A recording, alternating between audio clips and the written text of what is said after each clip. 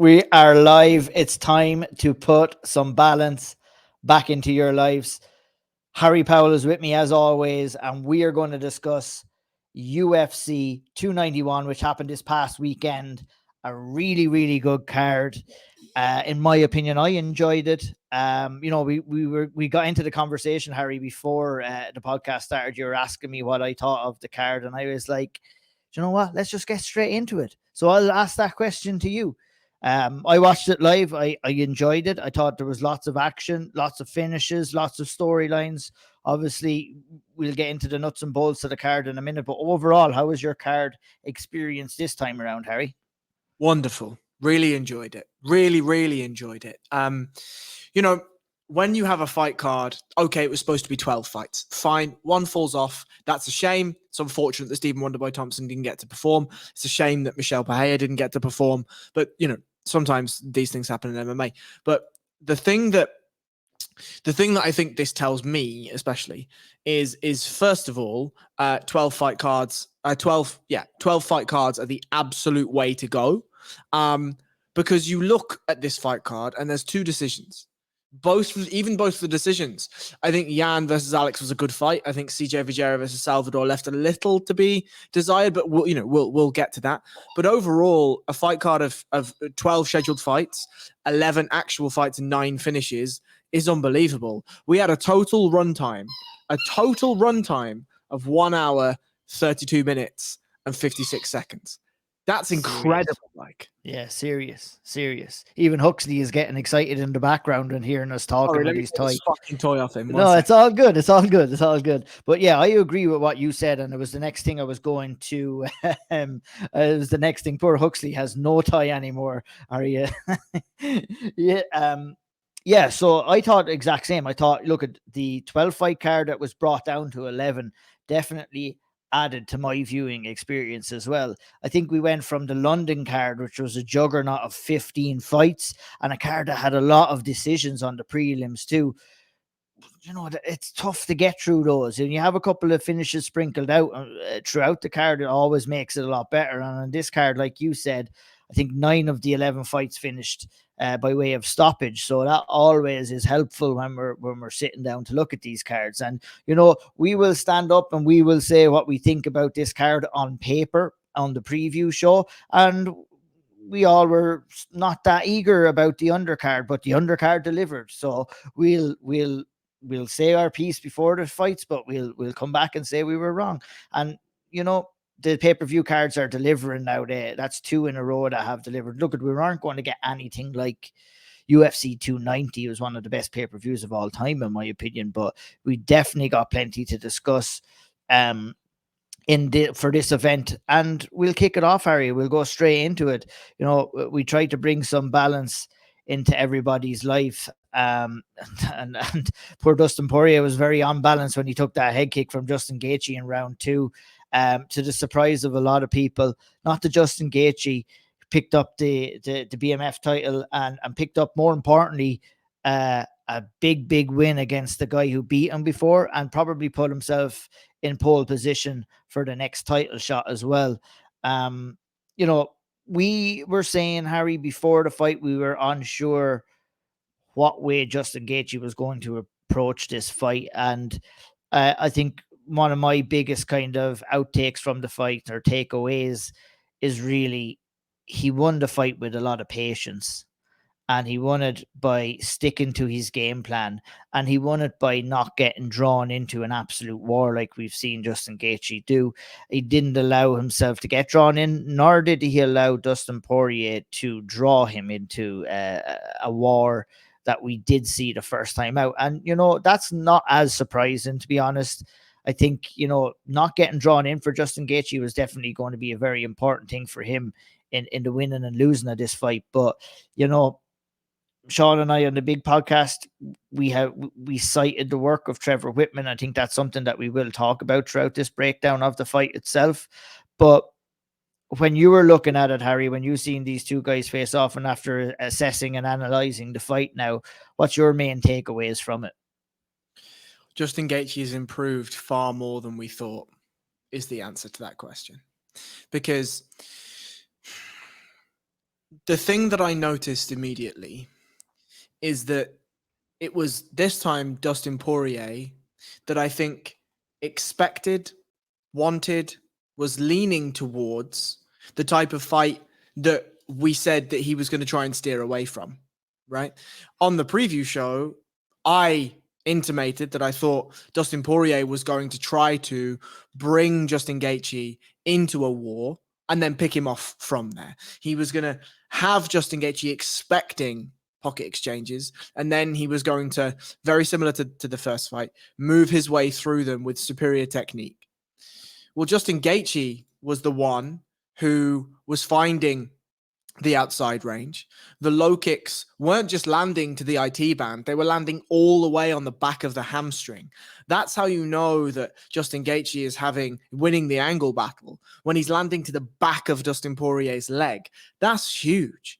Justin Gaethje was hiding kicks behind punches. He showed Dustin Poirier the right high kick early in the first round. And okay, Dustin blocked it the first time, but didn't make the mental note that Justin had taken a step inside. Poirier extended his left hand. The high kick came.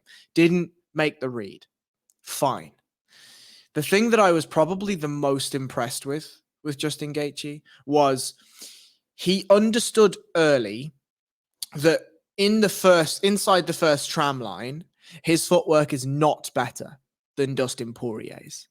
Inside that sort of pseudo boxing range, if you will, his footwork is not better than Dustin Poirier's. And he was finding himself skirting along that outside tram line for the majority of the first round.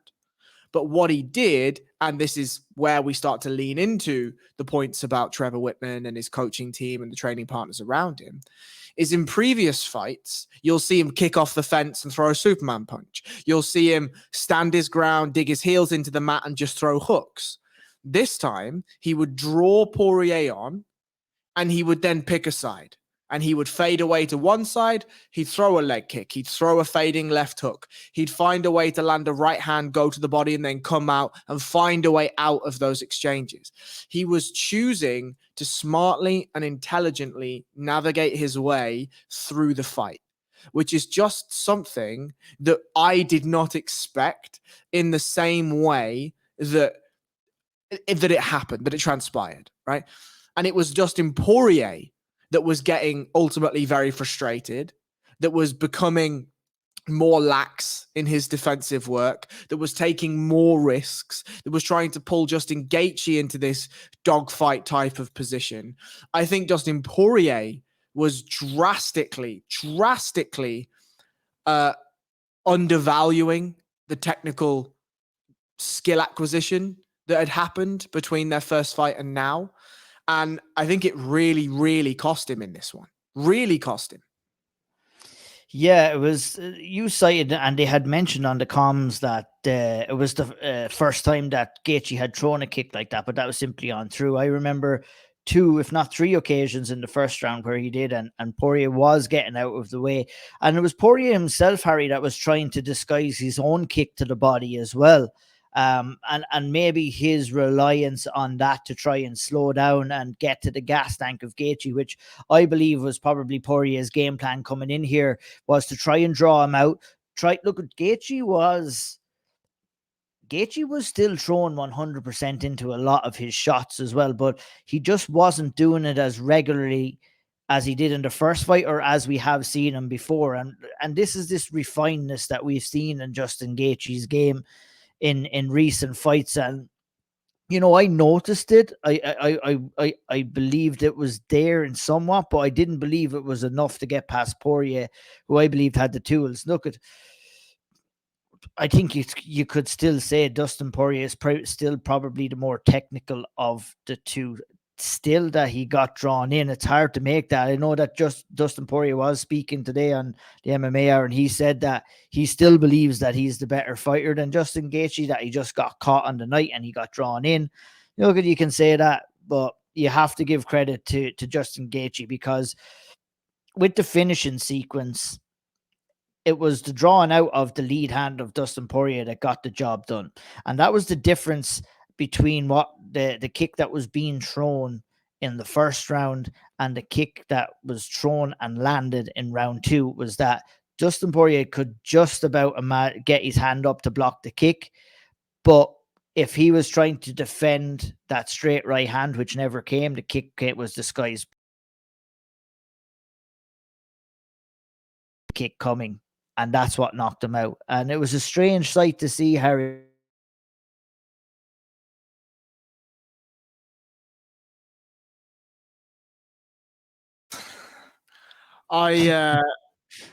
Look, that type of a knockout, I think, is top 3 for me, because there's just something exquisitely beautiful about selling your opponent on something so aggressively, knowing that that's not what you're offering at all, right? Edmund Shabazian has a lovely one over Brad Tavares, right?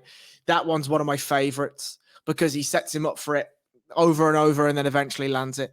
I think the thing that was impressive to me about Gaethje, and this is, again, I've only watched it twice, so I'd need to go and watch it maybe a few more times to really be confident in what I'm about to say, but it felt to me as though that was something that the team had put their heads together and found in Dustin Poirier's game, because you got to think, how does Dustin Poirier react in those situations? Well, he'll make one of 2 decisions. He will either bound out with a big shuffle step, and he'll be all the way away, right? So far away that the kick's just ridiculous to throw. Fine. The other option is he'll Philly shell, right? The elbow will come up, the shoulder will come under, and the hand will come out, right? And so those are his natural reactions to when either the looping left hand of Gaethje was coming, the jab was coming, or something on that right quadrant, or Dustin's left quadrant. And so Gaethje throughout the entire fight is going to the body, is bringing Poirier's hand lower and lower, and he's offering him that shuffle step out. Well, Dustin didn't choose the shuffle step. Again, this is just what I'm feeling. This is what the fight tells me rather than I have the actual analysis for this quite yet, but I'll get is that because Gaethje's footwork was so much better on those quadrants and Dustin just couldn't pin him, and when he was getting to situations where Justin would usually engage in these wild pocket exchanges and he wasn't, the frustration in Poirier was that when something was coming, Poirier was going to snatch hold of that and try to use it to counter. And so I think that there was an element of wanting to frustrate Dustin Poirier in as many exchanges as possible and force him to over-exaggerate his shots so that when Gaethje did, because he definitely over-exerted on that right hand because he leaned towards his left to bring the high kick up. Dustin's like, this is my that actually helped. That actually helped him though too by over. You're actually leaning into the next shot by doing that as well, which is also, you know, very well worked and putting your combinations together to get the most output that you can from your combinations as well. 100%. And I don't think that it was the fight Dustin Poirier expected. And I'm going to ask you a question because this has been rattling around in my brain and this might be a controversial take, but I'm going to throw it out there and let's see. Up until this fight, Dustin Poirier has been embroiled in a Conor McGregor saga. We know Conor McGregor is not now the fighter that he once was. Still, obviously, a very, very good fighter, but he's not the fighter that Dustin Poirier faced at 145. Do we think that the years at the end of a fighter's career are drastically important? Because if skill acquisition isn't paramount, and if that fighter maybe doesn't have 100% laser focus on the cutting edge of technical abilities, then the athleticism was already starting to wane. The power is obviously there, but the speed and everything else starts to wane, right? The brain starts to decay far faster than the body does. Sure. Do we think that having fought a Conor McGregor who is not the same as he was before, and yet Poirier having the mental ability to put that loss to bed, having beaten him legitimately once, and obviously the leg break, horrendous, whatever, fine. Do we think that an element of that Conor McGregor saga allowed Dustin Poirier to take his foot off the gas just a touch? I don't necessarily think it's the Conor McGregor saga. I believe it's what happened in his fight with Charles Oliveira, to be honest, because after that fight, he spoke like he was going to retire, like he wanted to kind of step away. Now, the results of the Conor McGregor fight would probably look at this stage, are you fighting the best Conor McGregor? You probably weren't at that stage. It's hard to know. It's hard to make that assessment. But what we do know is that he was fighting a game, Charles Oliveira, and he was fighting a game, Justin Gaethje, this Saturday night too. But I think if we were going to question anything, it would be the mentality of Dustin Poirier. Where is he at? Does he really want to do this anymore? Because you can say it or you can train like it. And he separated himself from his family here. He spent 9 weeks away. He was dieting for 11 weeks. He took this fight as serious as he could. And you can do all the physical preparation in the world to get yourself right. But if you're not right mentally, you're not going to be able to perform.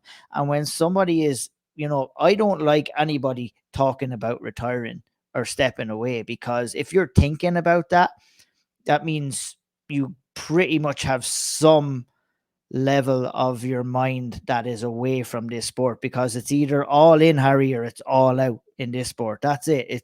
It's no in between, and it's not any other way. You may be able to pull it off if you're fighting lesser competition, but when you're fighting at the elite level in the UFC or in any kind of mixed martial arts organization, you're not going to get away if you're half-assing it. And unfortunately for us, and unfortunately for the fighters, we don't realize any of these things. It's easy for us to kind of assess these things as well. But if I'm Dustin Poirier, and another thing that really cites this is that he didn't really care that he lost that much, to be honest.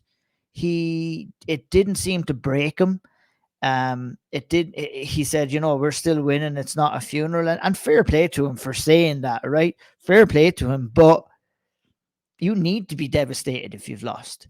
You've spent 9 weeks away from your family. You've put your body through all of this torture. And then to not care about something, it means that you're not fully invested in it anymore. And that was, having thought about it and having heard him talking today, I also listened to Rose Namajunas, and I think we could be having the same conversation about her.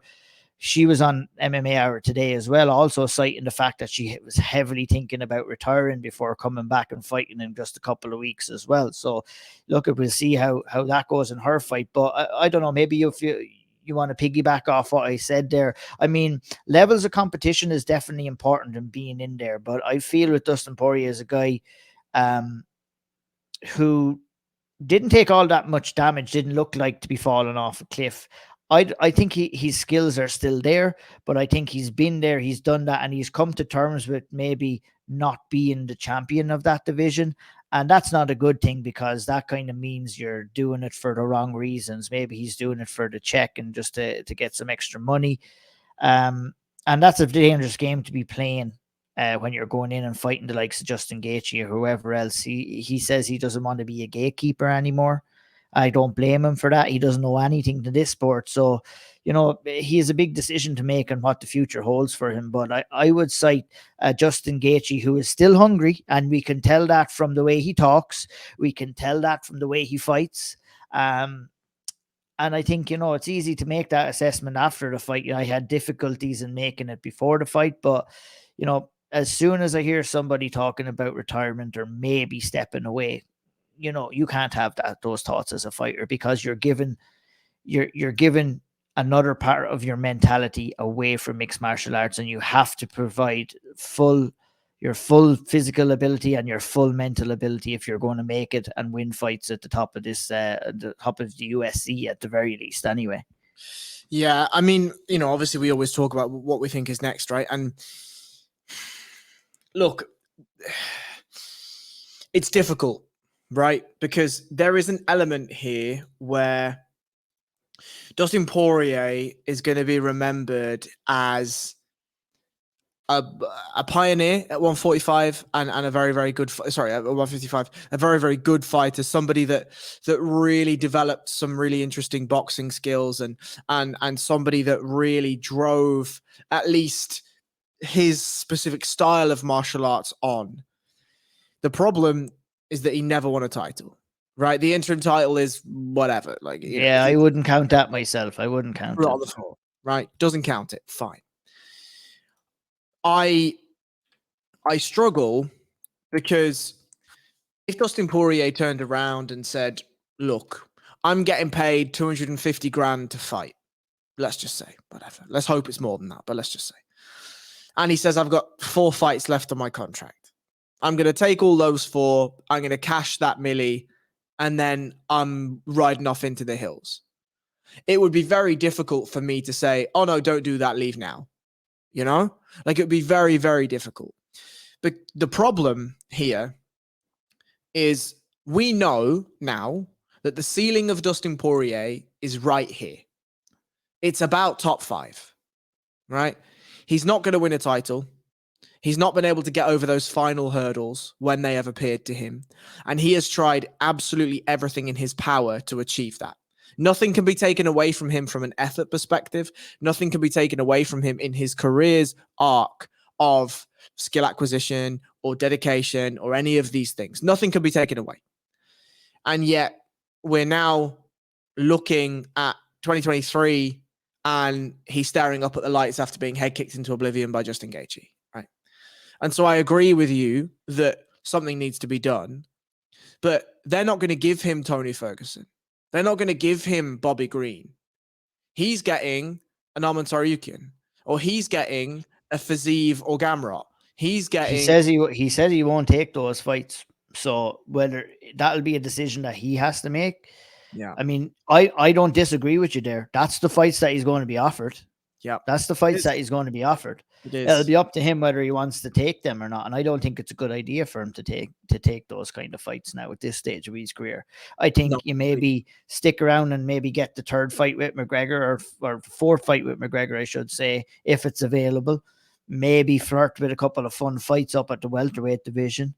And I think, I mean, he doesn't know anything to the sport. He said something real sad today when he was interviewed, and he said that he felt he needed the BMF title to cement his legacy within the sport. And my heart broke when he said that, because he didn't need that fucking title at all. I mean, his legacy was for a long time surrounded by the rivalry with Conor McGregor, and he put that to bed by going and beating him not once but twice. Obviously, one was unfortunate injury for Conor, but whatever. And the BMF title doesn't fucking make or break anybody's legacy in this sport, and nor should anybody think that way either, to be honest. It's just a gimmick title that was put in place for marketing promotional reasons. Wolf tickets is all it is. And what's next for Dustin Poirier is a big question.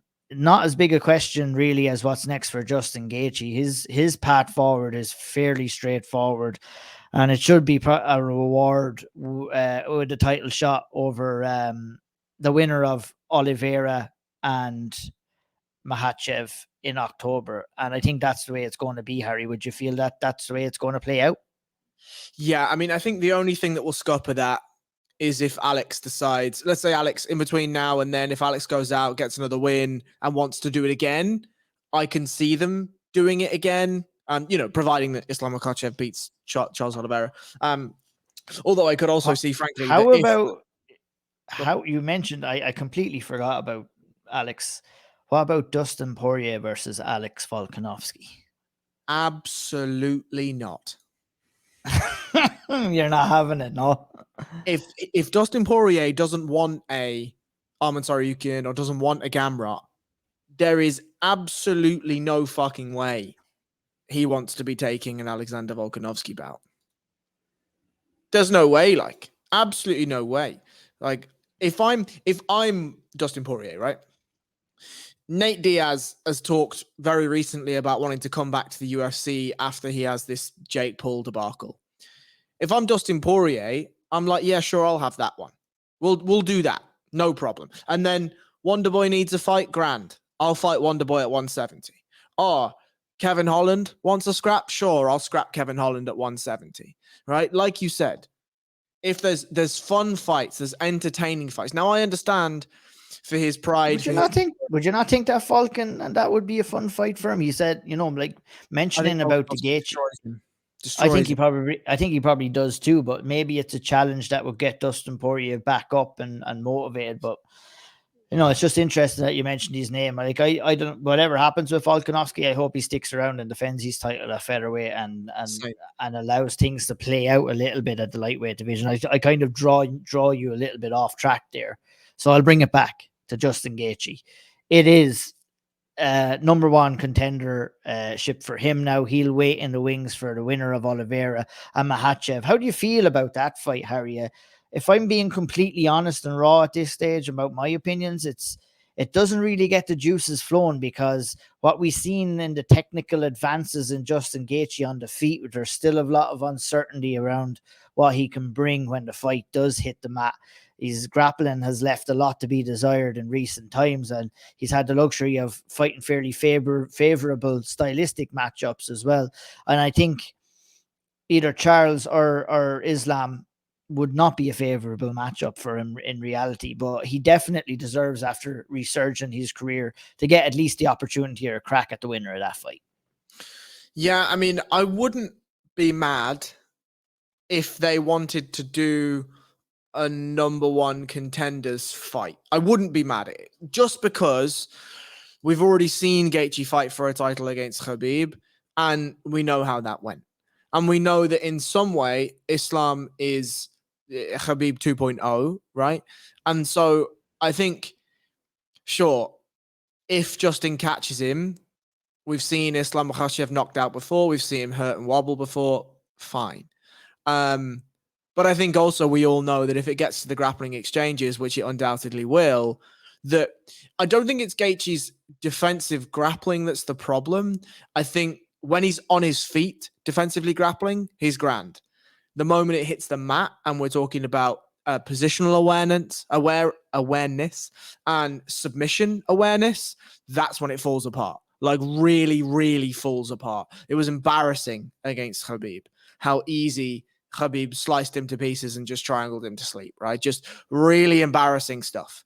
And does he have an ability to keep it standing against Islam? I don't think he does. I don't think he does. He talks all the time about he won his state championships by defensive wrestling. Well, defensive wrestling in open cage is grand. That's one thing. But defensive wrestling against a cage is an entirely different beast in of itself. And Islam and the Khabib team have built vast systems to deal with that specific problem. And so I agree with you. Like, frankly, I'm not really bothered about Charles Oliveira and Islam Makhachev too either, because I just don't see how it goes any different to the first fight. Like, I would kind of feel the same about that fight as well. Obviously, with Charles, he says he's coming in with a lot of excuses, but styles make fights. I just think Islam is a horrible stylistic matchup for him. I'm wondering, was he watching Volkanovski fight and maybe seeing some gaps there that he can take advantage of? But I think Alex Volkanovski is a different kettle of fish, and I think him coming up and fighting Islam has almost ruined pretty much any kind of lightweight title fight that we're going to watch over the next while, until that fight eventually happens again. But interesting times at the top of the lightweight division. Any final thoughts before we move on to the co-main event, Harry? I mean, on the title picture, yeah. I mean, I think when we get to Saryukin and Gamrot potentially fighting for titles, then we can have some more interesting matchups again. But yeah, until then, sure. I agree with you. 100%. Another guy who kind of put himself into the title mix is Alex Pereira, who picked up a split decision win over Jan Blachowicz in the co-main event at UFC 291. Jan Blachowicz, to no one's surprise, at least none of our surprise anyway, who spoke about it on the preview show, Harry, went in there and tried to take the fight down. And let's go on the journey of the fight. I'll hand it over to you straight away, just to kind of give your thoughts maybe on the first round and how this fight progressed throughout the 3 rounds. Fight should have been done in round 1. You're of the same opinion of myself, Sean, and Graham as well, who reckon Jan Blachowicz kind of blew this, didn't he, in round 1? Yeah, he absolutely blew it. There's no excuses, really. Like, okay, so forget the takedown itself was fine. I don't think he did enough early enough. Jan had a single leg up against the fence, and Alex had like half a guillotine, right? What you see, for instance, the Dagestani wrestlers, or even some of the American wrestlers, they'll look to outside trip that leg to force Alex to get rid of that guillotine, because if he's falling, he's going to have to put his hands on the mat, right, to stop himself from going, whatever. Or they'll start to really crane their neck up and backwards to jack up the shoulder so that the guillotine is essentially ineffective. Or they'll look to drive what would have been Jan's left knee through the middle of Pereira's base and start to lift up into a high crotch single and start to dump him. Or, there's a plethora of things that we could have been looking for here, and Jan did none of them. He just stuck his head into the cage and waited, essentially. Now, eventually, he managed to run the pipe and he got Alex down. Fine. The guard passing was fine. And then we got to the back. Fine. For me, this is where the real issue started. So when you have a body triangle, right, the purpose of a body triangle is twofold. One, it's a really good anchor position on your opponent's hips. It makes stripping those initial grips more difficult with your hands, right? And you start to have to use your legs to strip the body triangle. But the primary thing is it sticks your chest to your opponent's back, right? When you're looking for the most efficient finishes from the back, rear naked chokes specifically, you're looking to keep your chest stuck to your partner's back. At no point when Alex went one knee up, 1 foot up, 1 knee down, Jan didn't take an underhook or even just an armpit post and straighten himself out. He had a far wrist grip, which was the only thing keeping him from falling all the way off. And then he's looking for face cranks, which is fine. I got no problem with face cranks. But at no point is he landing big shots. At no point is he getting double unders and stretching Alex out. At no point is he, when he knows he's off balance. He knows he's off center. The wrist pins are fine. But all Alex Pereira had to do was turn his chin to the inside a couple of times. And then eventually, when Jan had shucked his own self off the back enough, he just pulled at the tricep of Jan Blachowicz and Jan collapsed into the side of the cage. And there's a couple of things I noticed when he was going for the choke. He was very right arm heavy in trying to slip his right arm, whereas in some occasions you want to try and mix that up a little bit. Of course, mixing up the arms. And like you said, it was the key point here, Harry, which I believe he really messed up with, that Big Jan, was not throwing any punches. Not giving Alex Pereira something to think about. He was thinking about the choke, but you want to create that space, land those shots. You want to flatten him out. He didn't flatten him out until maybe the last 30 seconds of the round. I mean, it was baffling to look at. Like when he got him down and he got his back, I was like, this is it. It is over. We've called this to a T here, and Pereira has been exposed. Can you give or can you share any credit with Alex Pereira for his defense? He showed a great level of heart in that position, and he definitely didn't panic in that position, but it was very amateurish from Jan Blachowicz on the back of someone who was simply not as experienced as him in the grappling. So I don't think heart actually has anything to do with it. I just think Pereira, if I'm Glover Teixeira, right?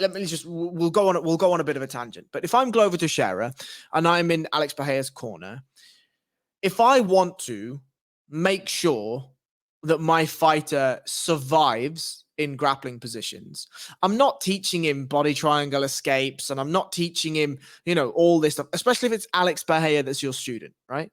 You're teaching him to not get finished, right? That's what you're teaching him.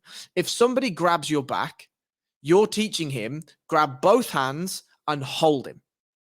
You've only got a maximum of 5 minutes. If something absolutely fucking insane happens in the first second and he jumps on your back, you've got 5 minutes to hang out there. Now, look, if it's Damian Maia on your back for 5 minutes, that's a long 5 minutes, right? But if you can grab grips and tuck your fucking chin and turn your head inside at the right times, you'll survive, right? Now, obviously in MMA, if you've got a good MMA grappler and they're going to throw strikes and whatever, it starts to become more difficult. But in this case, specifically this case, Pereira didn't panic. That's the first bit of credit, absolutely. But he also knew what was happening, right? All that Jan was doing was threatening chokes. And so Pereira just bided his time, and he knew that the chokes were coming in, and so he didn't give his neck up, and he turned his head into the crook of the armpit of Jan, meaning that the face crank is less effective, especially from the angle that Jan is on, and he just waited. Right? He clamped his elbow to his ribs on the left-hand side, and so Jan's underhook was less effective, and he couldn't draw his hand out and all of these sorts of things, and he just waited. Like, the only counter offense that he did was that tricep pull, and that was fantastic. That was all he needed to do, right? Because Jan collapsed to the mat. Like, if I'm Jan Blachowicz, or Jan Blachowicz's corner, I am absolutely devastated at that first round. Devastated. Because when he finished that first round and went back to his corner, he was already bollocksed. Bollocksed. Yeah, he was visibly, and we seen that in round 2. Managed to get the fight down briefly, but you know, the writing was beginning to be on the wall for him in round 2, Harry, when he got Pereira down on his back again, and Pereira managed to get back up as well. And it was mainly, you know, him using his strength, Pereira, to get back up as well, not in any, like, you know, a strong non-tired guy against a really tired guy who was trying to hold a guy down. It's basically a rough way of explaining it, but I mean, with Pereira, he gained confidence from the second round on. I guess he probably gained confidence from the end of the first round, where he stayed moving forward. I really liked, and I've always liked this shot, the low calf kick that Alex Pereira throws is an absolute game changer. It's a game changer. It was against Izzy in the first fight. It was against Izzy in the second fight. No matter what anyone wants to say, Izzy's leg was badly compromised. And he did it again with Jan Blachowicz, and who himself is a good leg kicker too, but he disguises it so well. It's kind of like in a sweeping motion, but you could see the damage on Jan Blachowicz's leg immediately when they started landing clean, Harry. Absolutely. Like, look, we could talk about Alex Pereira striking all day. It's that it's like a piston. Everything is like a piston, right? The jab to the body. Like, we've talked about this before, and we've talked on this podcast before, that there's different types of power, right? Different types of power. There's like a whiplash power. There's like a concussive power, and there's like a thudding power. Alex Pereira is thudding power 101. Just everything he hits you with is just like you're getting hit by a bus over and over again. And you can see, like, Jan Blachowicz took the first leg kick early and was like, what the fuck is that? Like, what is that? That's the welter opened up on his leg like almost immediately after it landed. But you know, look, we can talk about, like, you're right, we could talk about his striking all day, but how did you think that Alex Pereira looked at 205? I thought he looked a little bit sluggish. He looked a little bit slower and not as sharp. Obviously, you know, coming up in weight, you're going to have some of that, but I thought his punches would land with a little bit more devastation, where he couldn't really get anything too clean off. Now, maybe that was due to the fact where he was really worried, and as he should have been, about that takedown, and that can take so much from your game. No sign of really uppercuts. He was looking to land that big left hand and land those hooks and land those calf kicks off of them. Pushed forward when he had Jan hurt a little bit, and when he tired out a little bit. And, you know, you could be as critical as we were with Jan Blachowicz, we could be equally as critical for Alex Pereira for not getting him out of there, really, couldn't we? Yeah, and this is kind of what I was thinking, right? And make no mistake, Alex Pereira was also tired, right? Like, whether these fellas have been training in like simulated elevation or whatever it is, nothing makes up for the real thing, right? Jan 100%. Blachowicz went out a little bit early to try and acclimatize himself and whatever, but there's a couple of things. Even somebody as experienced as Jan in his fighting career, Alex Pereira is a scary guy to go and fight against, right? And when you've taken some shots and you manage to get to his back and you're like, holy fuck, we're here. I'm going to finish him. This is done. I've got 2 minutes to work now. He's fucked. And you don't finish it. You're more tired from the adrenaline dump than you are necessarily from the actual work, from the actual athletic output. And so that's one thing. For Alex Pereira, he's going to be mentally more tired because he's just had to survive with a guy that's 220 pounds at this point, whatever, on his back for 2 and a bit minutes. And okay, he didn't have to do much, but he has to be cognitively aware the entire time, because if he fucks up once, absolutely he's getting his neck taken home, right? So there's that. To the point you made, I was about not finishing Jan, I completely agree. And I think we have to be hypercritical of Alex Pereira because we're going to talk about him as a championship level fighter. I'm sorry. If we're talking about him as a championship level fighter, we're going to critique absolutely everything we can. And the thing that I was a little confused by, I think, is in open range, him and Jan had some very interesting exchanges. I think Jan's striking certainly didn't look out of place against Pereira. It's just the efficacy of the striking and the power generation is just different, right? Like Jan is one of those guys that throws a lot into his shots. You saw with the leaping left hook, right? He's closing so much distance and the shot is thudding, the shot is powerful, but Pereira manages to generate that with just a simple hip twist. And that's the difference in the efficacy of the striking. But Jan certainly gave his licks as well as taking them. But there was a moment, as you said, in the second round, and Alex has Jan up against the fence, and Jan's looking not for a way out. He's certainly looking to roll and move and cover up and not take the shots directly. But I just thought that the shot selection from Pereira left a little bit to be desired. He'd done such a good job of going to the body, going to the legs, and then coming up to the head that I expected. Jan was tired and he was visibly tired. And Pereira had him exactly in the position that he wanted, exactly in the position that he wanted to put Izzy. But immediately I thought he got finished last time out against Izzy from this exact position. And so I wonder how much that plays a factor, right? Because he looked like he was throwing every shot and then watching. There's a shot and he watches for half a second. There's a shot, he watches for half a second. There's a shot, he watches for half a second. And Jan's like curled up like this with his hands, really tight to his head, similar to Izzy. And then he starts to roll and he starts to move and he starts to feint the shoulders. And I wonder how much Alex Pereira is thinking like, oh, we're not doing this again, lads. Let's not do this again. And so I don't envy Jan Blachowicz. Alex Pereira. I don't take too much away from him for it, because that's probably, if I'm in Alex Pereira's head, that's what I'm thinking.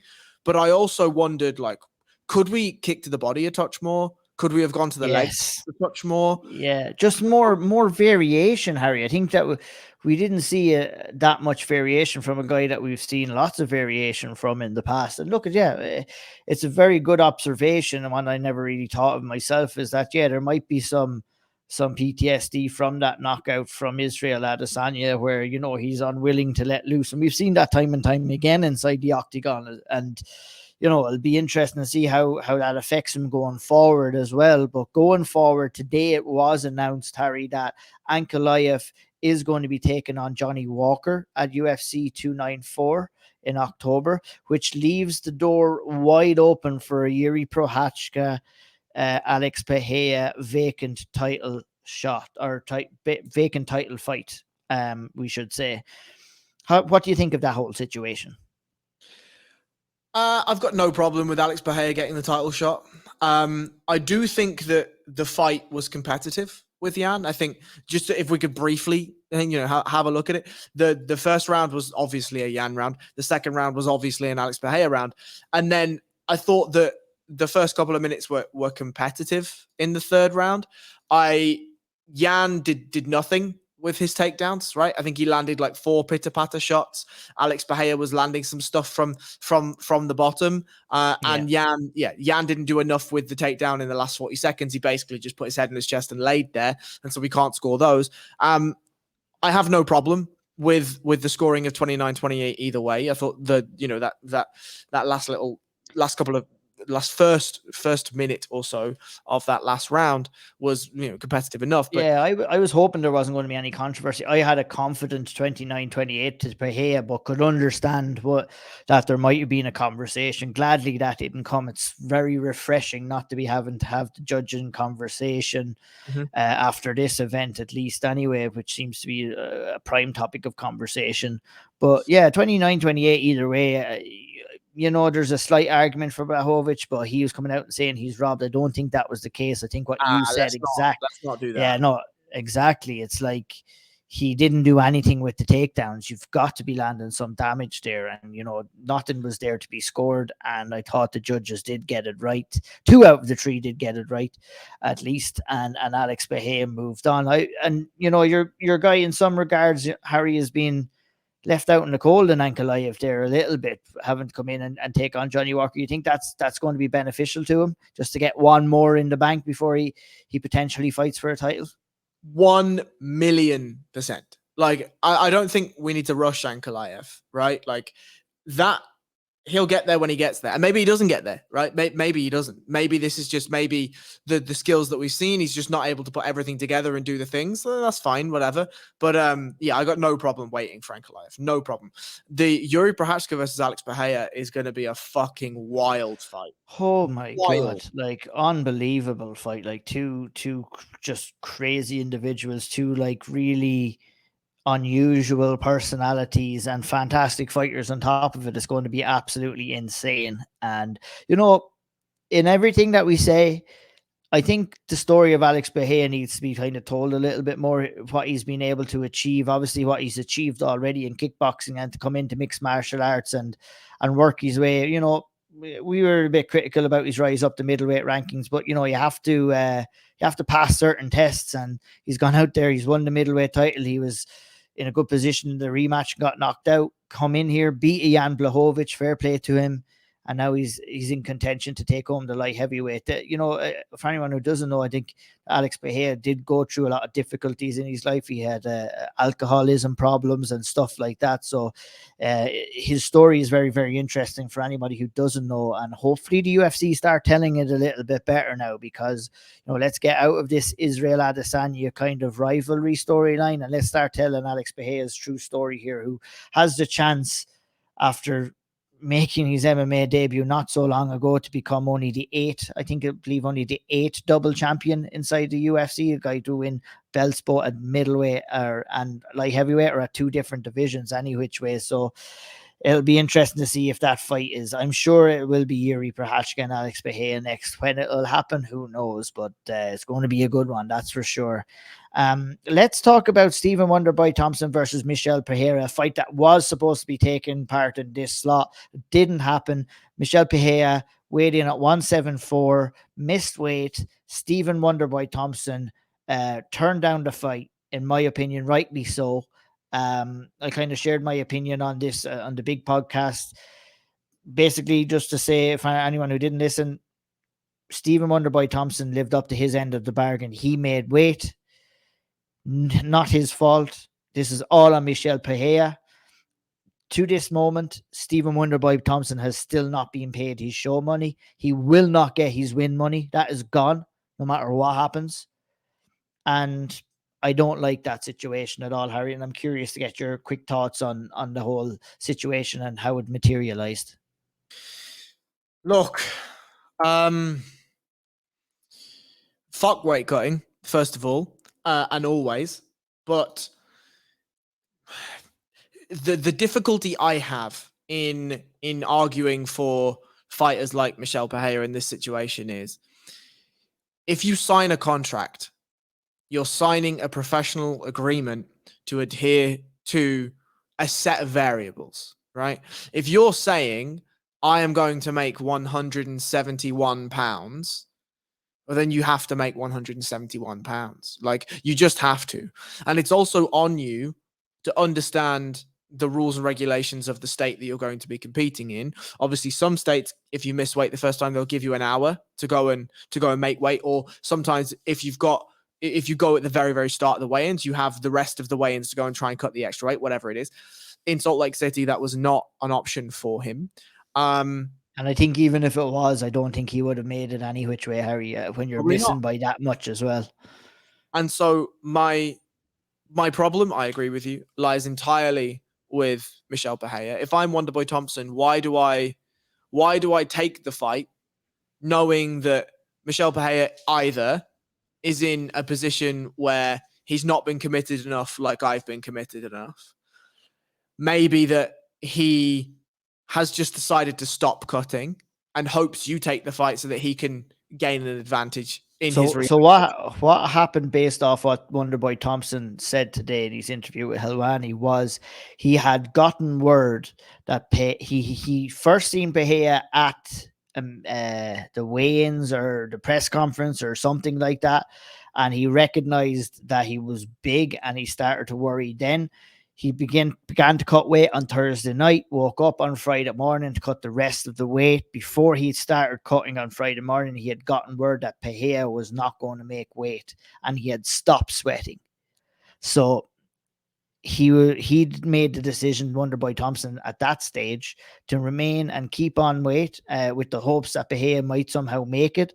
He made his weight. He made his contracted weight. And then Pereira obviously came in weighed at 174, and the decision was later made by Stephen Wonderboy Thompson not to take the fight. A decision that he made the opposite way around against Darren Till, and that didn't work out for him. And that was a big topic of conversation today.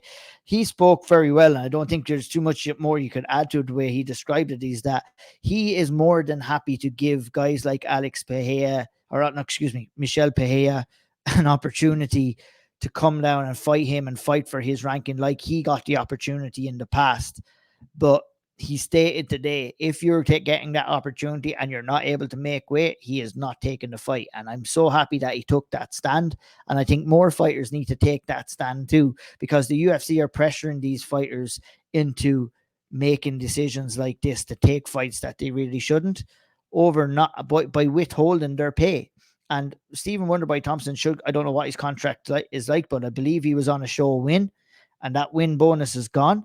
I think that's disgraceful. And now the fact that he's even having to wait this long to get clarification of his show money, I think is not right either. And it's just a bad look for the UFC. Yeah, I agree. I mean, there is something that John Nash put out about the contract situations and what's written into them and the wording and the verbiage and all this sort of stuff.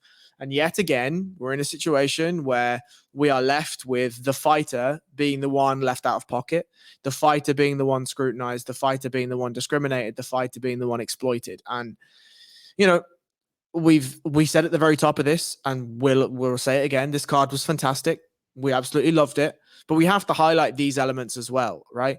This is Stephen Wonderboy Thompson at 40 years old. 40 years of age. Like, he doesn't have any time in his career to be fucking about like this. The fact that the fight didn't happen at all is going to be detrimental to him in some ways, you know what I mean? Because he was priming his body up and getting himself right. Like, father time is not on his side at this stage at 40. And now what does he have to do? Does he have to go through another camp? Are they going to try and get him another fight in quick succession where he has to cut weight in quick succession? That mightn't work out for him either. And another problem here, Harry, is that, you know, the UFC are going to punish him for making that decision as well when he should be rewarded. They're not going to give him an easy fight. They're going to probably match him up dreadfully next against a really horrible stylistic opponent. And that's not a good precedent to set either. Jack Della Maddalena, or they put Sean Brady in there. Yep. I'm all for it. Or the winner of Ian Gary and Jeff Neal. I don't, maybe if you're going to highlight if Ian Gary gets the win. You don't even want that? Absolutely. Like, I would, if I'm the UFC, Wonderboy is 40 years old. I'm not putting him anywhere near an Ian Gary, anywhere near a Jack Della Maddalena, and definitely not anywhere near a fucking grappler like Sean Brady, right? Like, I'm trying to find him. Like, why don't we do Wonderboy versus Muslim Salikov? Just do that, right? Like, do They're not something. going to do that, though, Harry. They're not Of going course to they're do not. that. Of course they're They're not. going to look to try and build a name off. They're trying to. That's what they'll try to do. Like the UFC would put him in with Ian Gary. That's being flirted already, and I would say there's a good chance of that happening down the line, but not a great chance of it happening, depending on how the fight with Jeff Neal goes. But they don't want to put Wonderboy in with some nobody. They want to put Wonderboy in with someone who they can possibly build, like you did say, JDM or a Sean Brady or an Ian Gary or somebody along those lines. But look, it's a raw deal. We won't spend too much more time on it, but hopefully he gets fucking paid. Hopefully they put him in with a somewhat favorable matchup next, and hopefully that person makes weight and we get to see Wonderboy, because I think it was a crying shame that we didn't get to see him fight as well. So in his place was Derrick Lewis, who came in and took up that slot on the main card, Harry. And we got to see a vintage Derrick Lewis performance, really. Led it with a flying knee and just pure madness after that barrage of ground and pound strikes. And he got Marco Rodriguez, he got excuse me, Marcos Rogerio de Lima. Rogerio de Lima. Too many fucking names that guy has. Got him out of there in just 33 seconds. What's your thoughts on this fight? I was going to use Derrick Lewis for my spotlight, right? And not even necessarily for his performance, more just that he came in, he was svelte, he had abs at the weigh-in, he looked for the first time like he actually cared, right? He was talking before about how, you know, if you take care of your body, your back's not in pain all the time and your knees are okay.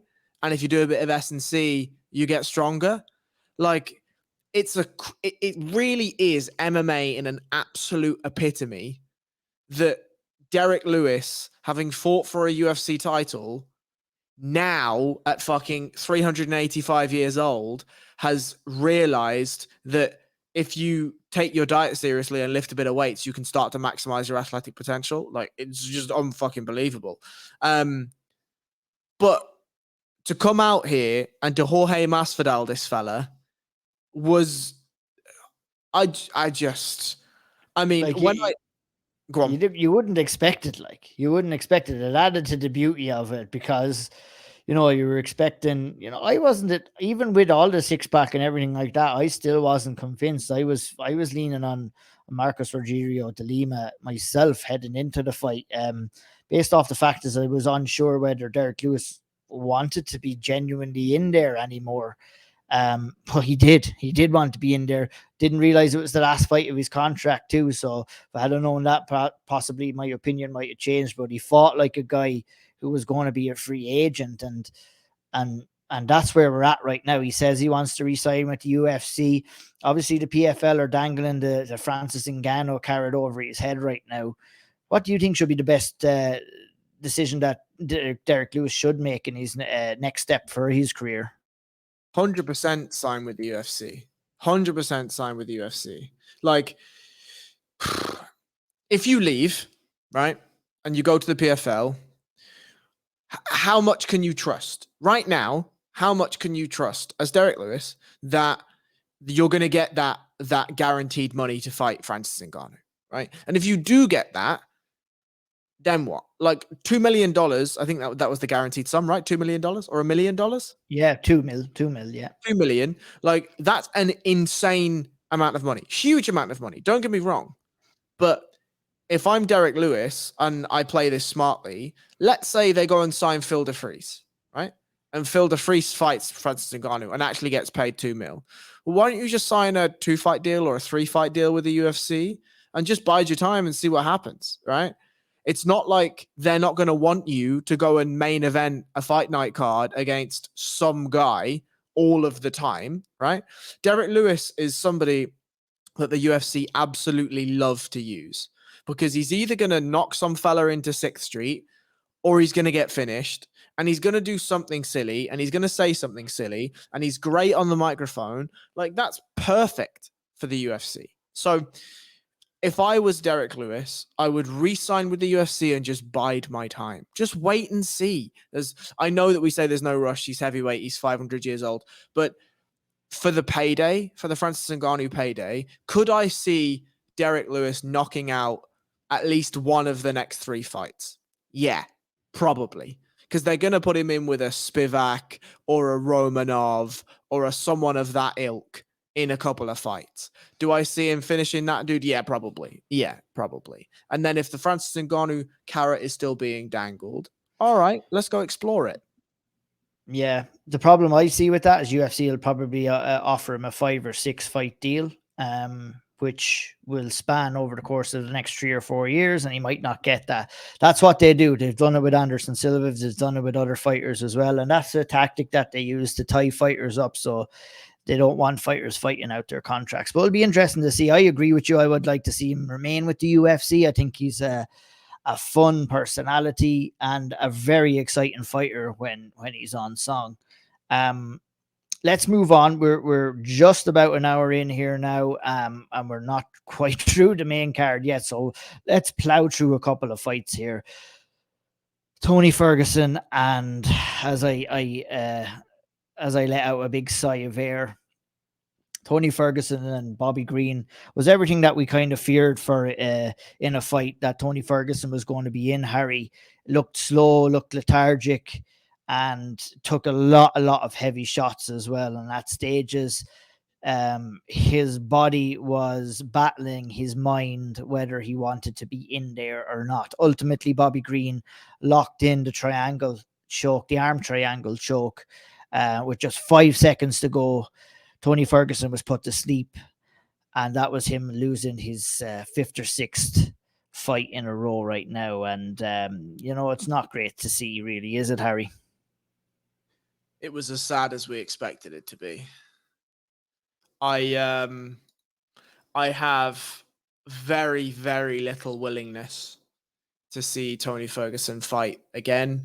I agree entirely with you on the nature of his bodily movements. Like it's when we watch fighting, when we watch Dustin Poirier versus Justin Gaethje, what we're watching is 2 able-bodied humans go in and compete in a game that, yes, have dire physical consequences. They do, right? Dustin found that out, and Dustin's dealt that out a number of times. But neither fighter, Justin Gaethje took a hellacious jab to the eye, and it caused him significant problems, but never did you see his body reject the idea of a shot coming. When you're Tony Ferguson and you're fighting Bobby Green, who has his value in his place in the division, but we've gone from fighting Charles Oliveira's and Michael Chandler's and Nate Diaz's to Bobby Green. And people are lauding over the fact that it's competitive. It wasn't it was not competitive.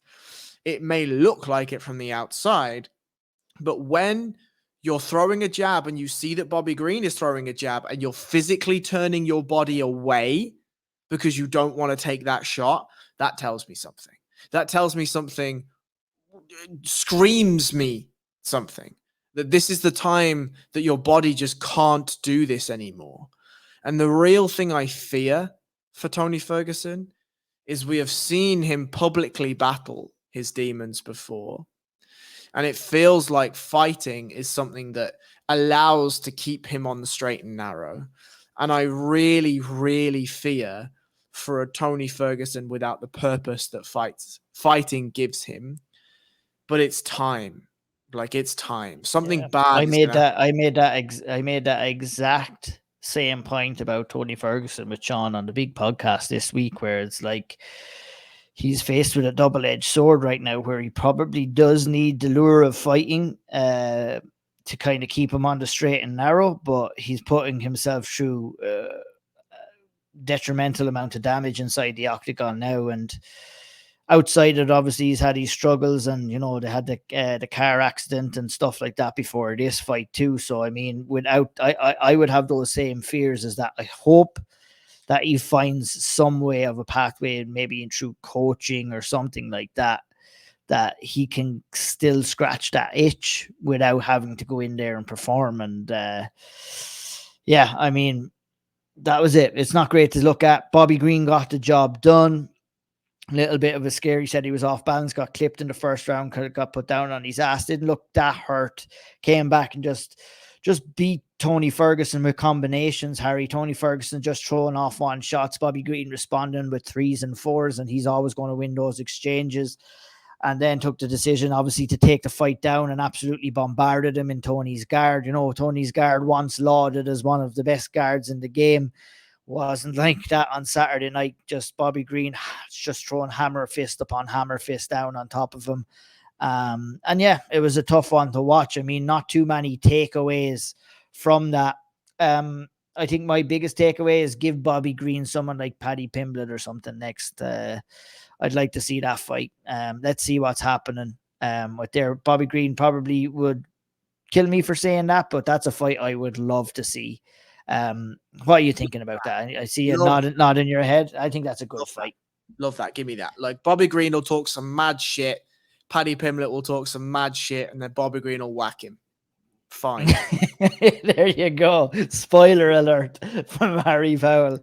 Look at it. Staying on the topic, Harry, we'll move to the very first fight on the main card. And about topics about fighters not wanting to be in the octagon, I got those vibes from Michael Chiesa in this fight as well. A guy who didn't seem to like getting hit in the face throughout his career. That was accelerated 10 times over on Saturday night with Kevin Holland. Tried to take the fight down. Holland did very well to stuff those takedowns and land those big shots and draw Kevin Holland into a kind of a takedown where he locked in an excellent Darce choke. Any takeaways from that? I mean, when I say excellent Darce choke, I mean, it was there. Michael Chiesa, I had said that I was flirting with the idea of picking Kevin Holland by first round submission. I picked him by first round KO. I felt, you know, it was 50-50, but I'm raging I didn't go for that because it was there for the taking. We've seen Holland, who was a Travis Lutter black belt as well, who's no slouch underground. I think the problems with Kevin Holland, like we cited on the preview show, is Kevin Holland going to be all there inside the octagon? Is he mentally prepared for this fight? And he looked to be mentally prepared. And when Kevin Holland is mentally prepared, he's a very dangerous fighter. That DOS wasn't on, like, I'll say it. Wasn't on fully, you don't think? So Chiesa, I mean, I'd have to be in it to feel it, right? But one of the things that you need to do in a DAS to take some of the pressure off is open up your elbow and get like a tight waist, right? Or get like an underhook and grip. Chiesa had that, like. Chiesa had the grip. Now, don't get me wrong, that doesn't mean it wasn't tight. It doesn't mean that Chiesa was safe. I wouldn't say that, but that's not a position that you tap to, right? That's a position that it allows you to buy some time. You get your thumbs inside the elbow, you start to bring your chin inside, and you start to build up from a half guard and try and take top position, right? Because obviously in a DAS, Kevin Holland's committed both of his arms to your neck, right? And so you can start to manipulate the base, and if you can start to win the leg pummeling and the hip height battles, you can start to reverse the position and make it difficult to finish a DAS, right? But it felt to me, and I don't think I've ever called this, not me personally, we've obviously called it, but it felt like Chiesa got into the octagon and he felt the crowd and he enjoyed that. And Bruce Buffer called him out and he enjoyed that too. And then the fighting started and he was like, nope, I don't want to do this. I felt exactly the same, where he was like, okay, I'm going to go in here and I'm going to try and implement my game plan. And as soon as that game plan wasn't appearing to be working, he was looking for a way out. And I think Kevin Holland gave him a way out by putting the pressure on, landing some shots, forcing the takedown and locking in that choke. Even if you said it wasn't all the way in. Because the tap came so quickly. Yeah, so very. quick. Like, we're in a front headlock exchange. Kevin Holland opens up his shoulder, starts to lock the doors together. Chiesa does the right thing instinctively. He will have done that without even thinking about it, right? And he opens up his arm, opens up his shoulder, and then immediately is tapping. And I even think, like, Kevin Holland didn't sprawl. He didn't look to be dragging his arm out, which is what you want to do. Like, didn't look like there was much tension running through his body, right? And yeah, then we're done. And I'm like, ooh. Yeah, the writing was on the wall though a little bit, wasn't it? I was questioning Michael Chiesa coming in here as that, he had his broadcasting gig, hadn't fought in 2 years. Maybe this was just a little kind of let's test the waters a little bit after the injury and stuff like that. But I don't like saying it all that much, but maybe Chiesa might be just better off and just kind of just sticking with the broadcasting gig now. He's very good at that as well. And, he's had a good UFC career too, but, he didn't look shot or anything like that, but he definitely looked like a guy who didn't want to be in there. And those are worrying things. You can't have that mentality when you're heading into fight. Yeah. So I just think that it was very strange, right? Because you've said previously about Dustin Poirier in this podcast that if you're not in it 100%, you just shouldn't be in it. This is not the game that you fuck around with, right? And it feels like, and again, I don't want to talk for him, and maybe this sounds really harsh, but when you're in the gym and you're training all the time, right? Still training, you're still moving well, you're still doing the things in your grappling sessions, you're still tapping lads, you're still looking good, you're still in that sort of fighting game. But then you're not doing the fighting, you're sat behind the desk analyzing the fighting. You still get to feel the crowd, right? You still get to feel the energy of the room. And in some fashion, you still feel like a fighter, but you don't actually have to do the fighting.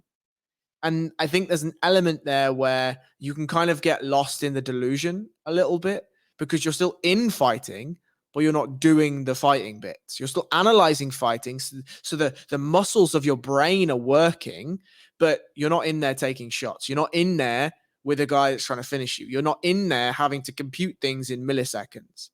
And it feels like when you've gotten comfortable in that desk type, analyst type role, there is something, unless you are so unbelievably still committed to the actual fighting, where that will detract away from who you are as a fighter. And I think I agree that he does that role pretty well, does the desk pretty well. And even in the exchanges immediately after the loss, like he lays there and he's like, oh, fuck. And I feel like that was the realization he was having of, this isn't who I am anymore. But then he got up and he was talking to Kevin Holland as if he was about to interview him, like he was punching him in the chest and he was having a joke and having a laugh with him. And I half expected him to chuck a suit jacket on and stick a microphone in his face. Like it just felt, I don't know. It just felt a little bit run of the mill, a little bit like, as you've said, Chiesa has decided that this isn't who he is anymore. And that's fine, right? That's absolutely fine. And he will be well suited to the desk job that he has. But yeah, if you're going in and you're getting run over by Kevin Holland, who to his credit, looked dialed in, looked there, looked ready, did a bit of the talking, but for the most part was in and available, that tells you something. Kevin Holland mentioned he wants to go back up to middleweight, Harry. Like, I think he needs to make a decision what division he wants to fight in and then start making a run there. This bouncing up and down, it's not really great to be doing here. Who would you like to see him fight next? Roman Kopylov. Yeah, I like it. But like, I like it. Just to your point, like the bouncing around weight classes is fun when you're Khamzat Chimaev, right? And you stick it with these incredible performances, and you can tell that this is someone, for whatever reason he hasn't been fighting, but you can tell this is someone that's dedicated their entire life to this sport, really takes it seriously, has meaning. Yeah, it's fun. It's fun for Hamza until you miss weight by about 8 or 9 pounds. And then that shows that rears its ugly head on jumping up or down. You have to get your body in certain kind of shape for a welterweight fight, and it's different for a middleweight fight when you're jumping up and down. I feel you're leaving yourself open to kind of miss weight, or fluctuating your weight too is not going to be super beneficial for you. But yeah, it'd be interesting to see what Holland does do next. Sorry for cutting in there. Any final thoughts on this before we move on? No, sir. Let's talk about Gabriel Bonfim, who went in there and absolutely destroyed Trevin Giles in less than 90 seconds. 15-0 he is now, and we need to be catapulting him up the division, and we need to be giving him some tests at welterweight right now. Yeah, I'll talk about who. There's a fight I'd love to see. We'll talk about the fight itself first. Give me your breakdown on Bonfim's performance. We're pretty high on him coming into the fight, and he certainly delivered against Trevin Giles. Yeah, I don't think he's the guy, though. I think he'll be fun. I think he'll be really fun. But I just think he's too wild, right? Like, he comes in here and the style is one that we said on the preview show. Trevin Giles is the guy that is good everywhere, is well-rounded enough to a standard level. And if you are a bit too aggressive, or if you are a bit too wild in the standard levels, Trevin Giles will do the things and will be able to put a pace on you and grind you out and stifle your game. Bonfim comes out, looks absolutely massive, might I add, is hella aggressive, gets an immediate over-under on the cage, just double pummels, double underhook, shots to the back, plants Trevin Giles on his head, and then does some good work from the top, right? Looks to find underhooks, looks to do cross faces, looks to land a bit of damage, no problem whatsoever, but he's waiting. He's waiting and waiting and waiting for Trevin Giles to build up. And the moment Trevin Giles begins to build up, you see Bonfim build his base, and he waits, shucks the overhook that Giles had, wraps a guillotine, jumps close guard, and we're done. That's 2 guillotines now for Bonfim. There's not a ton to write home other than that, right? Like, it was a very, very quick finish, a very dominant finish. I agree with you that we need to push Bonfim and push him quickly, if nothing more than for Bonfim's sake, which will be that he'll have to realize that he needs to add just some other fundamental layers to his game before we get to the crazy, mad, wild stuff. Who do you have in mind?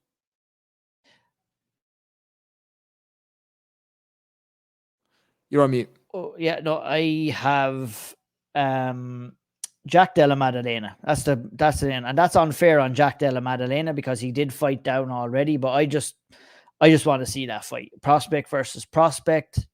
It gives Gabriel Bonfim a chance to fight in the rankings, and I just think that it's a good stylistic matchup, and it'd be interesting to see how it will go down. To be honest, Jack Della Maddalena is wild, but technically wild against Gabriel Bonfim, who's kind of wild and explosive. What do you think? I don't think they make that fight, but I like that fight. I think a fight they'd probably make, which is of similar, is Gabriel Bonfim. I could see that happening. I don't think Ian Gary touches that fight now. Probably not. Probably not. But they're not going to make that fight either. I think that the stage for Ian Gary fighting those kind of fights is said and done. Maybe if he loses to Jeff Neal.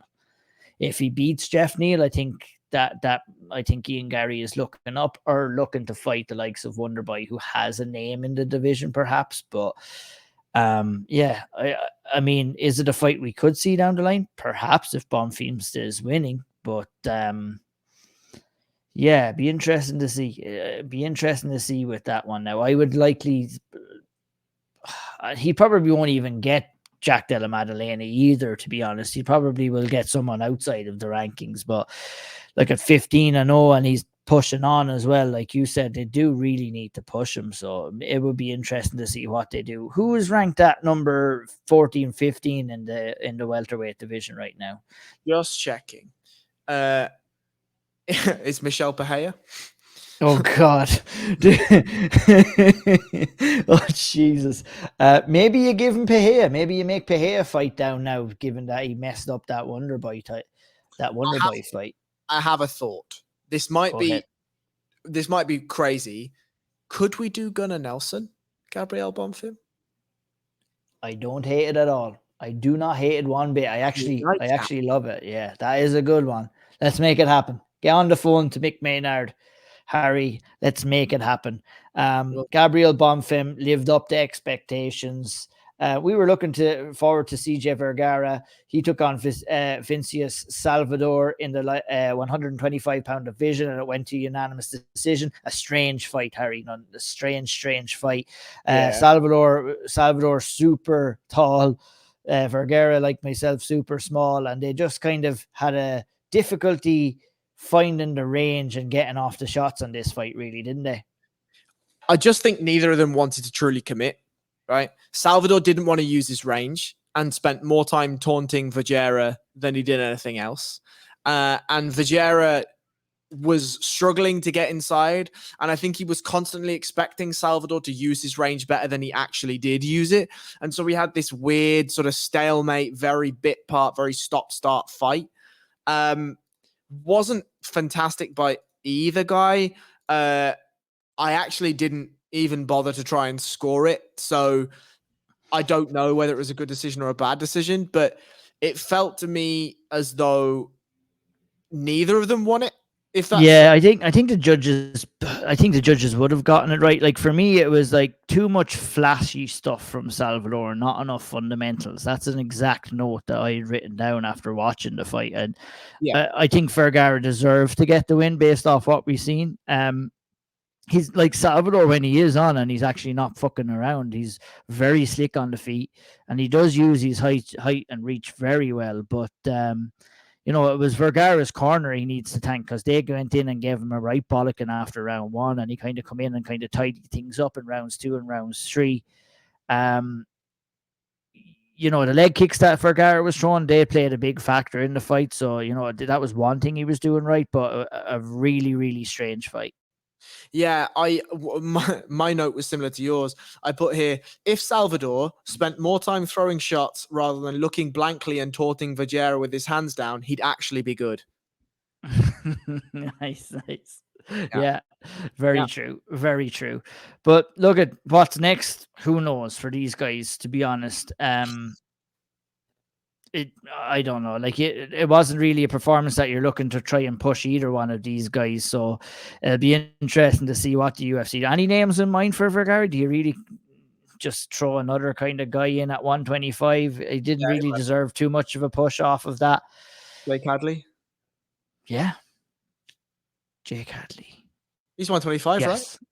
Yeah, that's right. I always get Jake Hadley and Jack Cartwright mixed up. Easy enough. I'm sure Jack Cartwright's fighting on Octagon, is he? Yeah, because I was going to say, is he even with the UFC? But I always get those two boys. Yeah, I like that. Let's do it. I was impressed by Roman Kopylov. Took on Claudio Ribeiro. Ribeiro kind of walked onto a lot of his shots, but the left high kick was the money shot at the end of this fight, Harry. It was really, really good. With Kopylov, he's a little bit frustrating because he has these kind of things in the locker, but he does struggle to get off his shots as well in some of these fights. He seems hesitant to fire off combos, and basically Ribeiro was walking onto everything here, so he laid this knockout and on a plate for Kopylov in the end. Would you agree? Yeah, like I have a note here, and this isn't a PC note, but I'm going to read it out anyway. Kopylov is one of those fighters that's really frustrating to watch, because he was throwing that left body kick gorgeously the entire fight. Left body kick, throw it high once and now again.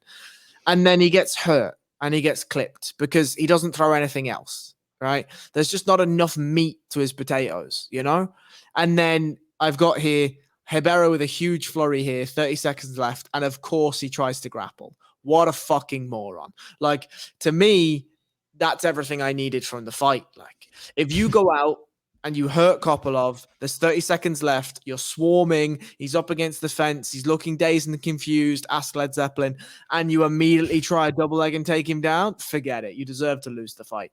Like, this is 2023, and if those are your tactics, you forget about it. But look, Kopylov sold the left kick well enough to the body, enough times that Ribeiro took the bite. And when it came up top, the finish, the knockout itself was scary. Like, that was a bad knockout. Ribeiro was out. Yeah, Really bad it was, knockout. yeah, very devastating knockout from Yeah. Kopylov. And yeah, I mean, it was laid up on a plate for him, like I said. And I mean, you know, nothing too much to take home from round one. Just Kopylov was landing the cleaner strikes where, you know, Ribeiro was looking to close the distance, take the fight down, and it just wasn't good for Kopylov. Next, are we looking to try and give him a push? I know that you mentioned Kevin Holland might be an option, or was it, who did you try and match him up with? Yeah, Kevin Holland. Like, the reason I do Kevin Holland, right, is because Kopylov can do the things, right? He can do the things. We've seen it. Now, put him in there with somebody that'll actually try and fucking finish him and has the ability to do it, and then let's see what he does. If he goes and finishes Kevin Holland, okay, well, let's give him an even bigger push, because now we know where that sort of level is, right? But if he fucks around, he's going to find out with Kevin Holland, you know, because Kevin Holland is going in there to try and finish him. Kevin Holland is going in there to talk smack, put him out of his game, land some hands on him and do some things. And I just need to see with Kopylov now. Like, either he's the guy and I want to see him turn the corner and he goes and starts doing some interesting things at middleweight, or whatever. Just keep him at this level, you know? Like, it's going to be one or the other. Yep, it'll be interesting to see what the UFC do. What we will do is ourselves move on to Jake Matthews and Darius Flowers. An interesting fight. You know, talking about throwing wildly was a topic of conversation we had coming into the main event, and that's what Brandon Flowers decided to do from the get-go here, Harry. You know, you're a guy that loves some good fight IQ and loves some beautiful technique. You're shaking your head right now, and I can imagine that was probably your reaction when you were watching this fight as well. Take me through what your thoughts on this one. Garbage. So I think there is something to be said about aggressiveness, right? We saw this in Gabriel Bonfim. I think part of the Justin Gaethje game is aggression. Alex Pereira is all about aggression, right? So there's definitely elements with which having aggression as a pivotal part of your game is a really, really, really good trait to have. Darius Flowers has like aggression at level 11 and skill at like level 3, right? It's just too wild. Like, and you even saw Jake Matthews. Did you think that maybe because he took the fight at such short notice that maybe he made the decision that I'm just going to go out here and put it all on the line on round one, and maybe he fought a little bit out of character? You know, I didn't have a chance to see much tape at all on him before this fight, but you know, I'd be interested to see him in the next fight. But he definitely made a decision that he had probably one round in the tank. He was going to lay it all out there and try to get the finish. And then, you know, it didn't really happen. He did run out of gas as the fight went on. I just think he gave up. Like, it gave up in the sense that he realized that his game plan wasn't going to work and that he'd already put his chips into the middle of the table, right? Like, I think there is an element to this, and the UFC don't often cut fighters immediately after fights. No, I don't think he gets cut here either. But there is something to, if you're a late notice replacement, you know that you can basically go out and do whatever you want as long as you put on an entertaining fight, and you'll get another fight, you know? And so if you are a late notice replacement, it's not beneficial for the longevity of your career to go out and just say, fuck it, let's see what I can do in a round. But there is an element, I think, with which it will almost guarantee you a second fight with a proper camp and with an opponent that's usually a far lower level than the one that you've been brought in to fight in the first place. But the Jake Matthews performance was equally as frustrating because he performed well, right? And obviously got the finish. And when he got to the positions he got to, he was grand. But Darius Flowers hitting the takedown as cleanly as he did and the guard pass as cleanly as he did is just baffling to me. Now, Matthews got up and sure, fine, whatever. But Darius Flowers with if I put, let's say, a Jake Della Maddalena in that place, right? Jack Della Maddalena. Della Maddalena just destroys him. Like, absolutely destroys him. The straight shots, the shot selection, the ability to see the wildness coming, even in Ian Gary, just absolutely decimates a guy like Flowers. And again, it speaks to sort of where we are with Jake Matthews, which is he ever going to turn the corner? And I think the answer is no, right? I genuinely think that this is the level that Jake Matthews fights at, which is in and around these sorts of positions. He's the Kevin Holland where if he's on, he's really good, really good. Yeah, really good. Could do all of the things really, really well. If he's off, he's trash. And he just gets blasted by random guys. And obviously that didn't happen here when it was just the finish itself was even weird. Like the finish came right after Flowers took a shot to the cup. One that was highly criticized on the boot, but wrongfully so. I think that shot to the cup, the toe section did hit the midsection of Flowers' body, but the heel did graze off the cup. Now he probably overreacted to that as well, but just that wasn't covered in great glory on the commentary boot at all. And Matthews kind of pushed forward after that break as well. Got the fight down, landed some big ground and pound, and locked in the rear naked choke to get the finish. Talk to me about that finish. Yeah. I just thought I mean, by the way, I agree with you. I think the intention of the shot was absolutely legal, right? The direction of the shot was absolutely legal. 100% the ball of the foot and the toes hit the hip line. I have no problem with that. But then the heel almost certainly, if not the very inside of the groin, which probably hit the cup anyway, because obviously the cup is much larger. But if nothing more, it hit the cup, right? And I agree. I wrote down that he looked like a prime Didier Drogba, jumping all over the floor. And the overreaction was crazy, right? Like, I'm sure it didn't hurt that much, but in the same vein, it hit the cup. Like, what are we doing? Like, what are we arguing about? Like, it's a foul. Yeah. It's fine. It happens all the time. Just give him his minutes and he'll be okay. But the way in which the fight got to the ground was a bit odd. Like, Flowers goes for a takedown, Jake Matthews down blocks, and then Flowers almost tumbles himself and falls over again, ends up in bottom half guard, and then Matthews just destroys him. Like, lands loads of ground and pound, gets to mount. From mount, Flowers is like, fuck, I don't know what to do here. And then it gives his back and gets finished, right? Fine. Run of the mill. No problem. Like, let's see Flowers again, to the point you've just made. Maybe it was a short notice replacement. He didn't have the time. He chucked his eggs into one basket. Let's see him again. Yeah, absolutely. Let's talk about Uros Medic, who picked up the win over Matthew Semelsberger in. It was a pretty damn good fight to get us kicked off. The second fight on the card. It was a really exciting fight, this one. Over and back, Semelsberger dropped Medic with a straight right hand, followed him down, and then an up kick looked to push him back or hurt him a little bit slightly. A very, very exciting first round between these two, Harry. Yeah, Semelsberger is too much of an athlete, right? Yeah. Everything is at 1,000%. Whether it's a pummel for an underhook, whether it's an elbow off the clinch, whether it's a jab, whether it's a kick, every single thing he throws is just with absolutely everything he has. And that is a problem. Like, he could genuinely do some of the fighting for sure. He's got skills. Some of the shot selection is nice. Some of the wrestling opportunities, nice. I got no problem with any of them. The issue is just that absolutely everything he throws is with fight-ending intentions. And the will to finish fights is almost too aggressive. Because when he drops Medic, usually what happens when guys get dropped is they take half a second just to have a look. Is he staying down? Is he hurt? Or is he immediately looking to scramble to his feet? And Semelsberger just didn't even give Medic that chance. He was just all over him. And as it turned out, Medic wasn't ready to get out of there yet. Medic was absolutely still happy to fight.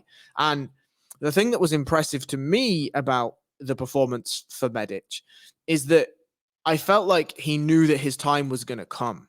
He was going to have to go through some fire a little, but he trusted in his own power. And the way he set up the finish, as he realized Semelsberger was running out of steam by the middle of the second, and he started to slowly start chipping away at Semelsberger and starts to come into the fight a little bit more, is you see him strafe to his right-hand side, allow Semelsberger to skirt the cage, and then throws the spinning back fist. He absolutely set it up. Spinning back forearm now, where Sean, you'll be on to us. Sure. I mean, I'm only joking. Like, I think what you said about Semelsberger, like his level of aggressiveness came back to bite him in the ass, really, with that, like moving forward and trying to go for the kill. Like he walked right into that spinning back fist, and it was a lovely finish. It was a lovely setup by Urias Medic, and a devastating knockout to finish, to kind of set the tone for the rest of the card, I guess. Absolutely. And, you know, this is a fight that I think Medic will look back on and will be pleased with his performance, because it shows that, above all, skills pay dividends, right? And above all, as long as you are adhering to those principles, yeah, you're going to take some damage against the big athletic guys. You are, and he did take some damage, but skills pay the bills eventually. Skills to pay the bills. That's what Miranda Maverick have. Wait, let's do Urias Medic versus Jake Matthews next. That's sure. Sign me up. Yeah, let's do it. Miranda Maverick definitely had skills to pay the bills. She was the focus of the Severe Spotlight this week. Harry, as I always do in this situation, I'm going to hand it straight over to you to discuss why. Look, Miranda Maverick is one of those fighters that absolutely has the ability to go and achieve what she was vaulted to achieve, was lauded to achieve, was projected to achieve when she first came into the UFC. Over the course of her UFC career, we have seen her progress. We have seen her add tools to her arsenal, and we've seen her move through sections in her career. This fight, to me, spelt two things. It was a cornerstone in that Priscilla Cachoeira, as Spencer and Sean and I, Sean Humes and I discussed on Twitter, Priscilla Cachoeira isn't the greatest fighter in the world, right? Isn't the sternest test that Miranda Maverick has faced up until this point in her career, but is a pivotal cornerstone. And it's a cornerstone to show that she absolutely has the skills and the tenacity and the intelligence to go out and beat somebody like Priscilla Cachoeira, specifically in the way that she did beat her. The UFC stats website has 3 takedowns of 9 landed. That's not quite factual into how the fight actually went. Some of those takedowns in inverted commas are just grappling exchanges where Priscilla Cachoeira lifts her hips off the mat on a post, and Maverick strips those hips, and now she's effectively taken her down, whatever, or tried to, whatever. But predominantly what we're looking at is 3 rounds, 3 takedowns. In 3 rounds, 3 takedowns, to me, that's about as perfect as you're going to get. You take the fight down and you just wait, and all of your work is done in that single takedown. The control and the progression of position is all done inside that first takedown. That's perfection to me. And the thing that I was so impressed with Maverick is when she got the fight down, everything was about damage versus positional control. If she wasn't landing damage, she was looking to pass the guard. If she wasn't looking to pass the guard, she was looking to mount. If she wasn't mounting, she was landing shots all the time. And that, to me, is the gold star. Now, there were negatives to this performance without a shadow of a doubt. The offensive work in the striking was great. Some really nice shot selection. She maybe inspired Justin Gaethje. She had a really nice left hand to left high kick, really nice left hand to left body kick. All of that stuff was great. Some of the digs to the body, some of the leaping right hands, all nice stuff. Defensively, head movement is horrendous. She was getting clipped left, right, and center. Her head was on the center line. She wasn't moving it off at all. Even offensively, the head movement wasn't great. Like, the shot selection was fine, but the head movement needs to be fixed, because what we're going to find when she moves up the echelons of the division yet again is that girls are going to punish her way harder and with way more vigor because of that head movement, and they're going to set her up for far more disastrous strikes than Priscilla Cachoeira did. But the reason I wrote the spotlight on Miranda Maverick was because we are seeing her fix things. The shot selection she employed against Priscilla Cachoeira is not the shot selection she employed 3 fights ago. She is growing before our eyes, and she may never get to a championship opportunity. She may never get to having a sub 5 ranking against her name. But this, to me, is one of the reasons why we love MMA, is because we get to watch a fighter grow in front of us. And for Miranda Maverick, that growth has happened from an extremely young age in an extremely tough division, in an extremely tough organization to grow. And so I wanted to highlight that a fighter can come in with really lofty projections, swallow those projections, fall down, and yet still be putting things together as she moves through her career. Of course, and at 26 years of age, there's plenty of time to make those corrections as well. Coming off a loss, taking a fight at 2 weeks on short notice, and going out there and getting a win and getting the finish, I mean, that's going to add confidence on top of everything else again. So, you know, we don't want to be too harsh on how people are going to be performing and stuff like that, because, you know, you have taught me that lesson more so than anybody else's, Harry, allowing fighters time to grow and allowing them to find where their ceiling is, and then giving them more time to find and reach that ceiling as well. And that's the stage that we're at with Miranda Maverick, where, you know, we're still noticing these improvements in her game, and it'll be interesting to see what's next for her. Any ideas? I would keep her at a similar level, to be honest. Yeah.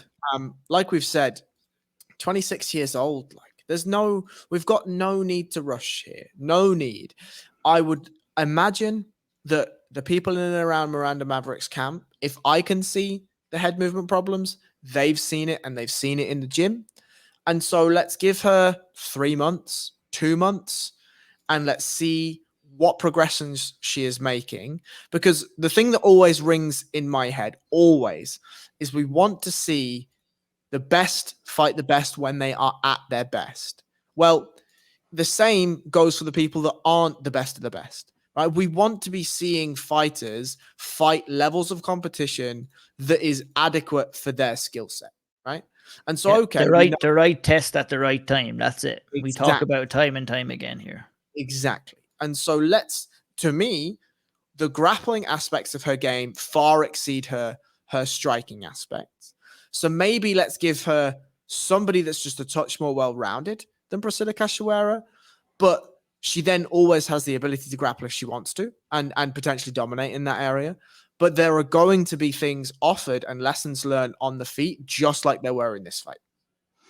Absolutely, there will. And there was lots of lessons to be learned from this card, UFC 291, in the books. The balance breakdown in the books again. Lots to talk about, obviously. Justin Gaethje taking the win over Dustin Poirier. Alex Pereira sealing his number one contendership at light heavyweight. The biggest stories. Harry, before we roll it on out of here, any final thoughts that you'd like to leave us with before we wrap up? I just think, yet again, I hate making picks, because yet again, I, in my head, had the pick for Dustin Poirier, got it destroyed. I had a pick for Big Jan. At least you didn't make a fucking video about it. I'm like, come on, I don't do it to it. Like, I mean, I talk about having like a little bit of insecurity about release and stuff like that. And Jesus, anytime I've released a video, it's always come back to bite me in the ass. I'm trying to look at the funny side of it, but, you know, we want to, but, you know, that's the joys of it. We put ourselves out there. We break down the fights well. You know, we're either right or we're either wrong, and that's it. That's MMA for you. It's so unpredictable, but I'll let you continue. No, I mean, I think that's really it, right? Like, MMA is that unpredictable, and that's one of the reasons why we love it. And so, whilst I hate taking picks and making picks because I always get them wrong, just horrendous at it. Like, I really enjoyed this fight card. Really, really good fight card. We learned some things about some fighters.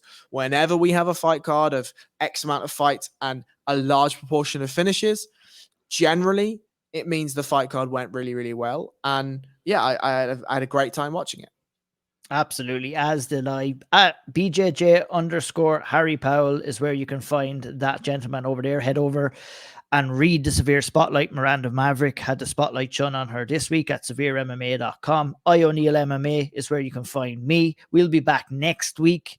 Or not next week. Yeah, we'll be back next week as well with the balance breakdown. For the preview show that we're going to do ahead of that, though, we'll be on Corey Sandhagen and Rob Font. So we'll see you a little bit later on in the week to break down that fight card. And until then, take care of yourselves, and we'll talk